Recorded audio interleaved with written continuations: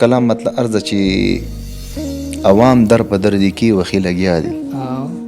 عوام در په در دي کې وخی لګیا دي، واکداران د ملک پیسې وخی لګیا دي.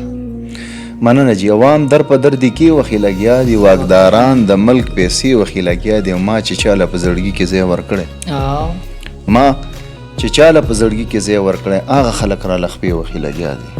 واه دا شعر بیا ویا.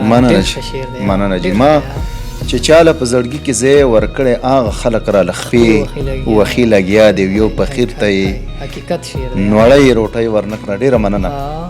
یو فقیر ته یې نوړی روټۍ ورنکړه، خو په خپله پرې عملې وخی لګیا دي. مننه جی. او چې جانان په سیاسین ته وردانګلي، چې جانان په سیاسین ته وردانګلي، هغه خلک اوس غوپې وخی لګیا دي.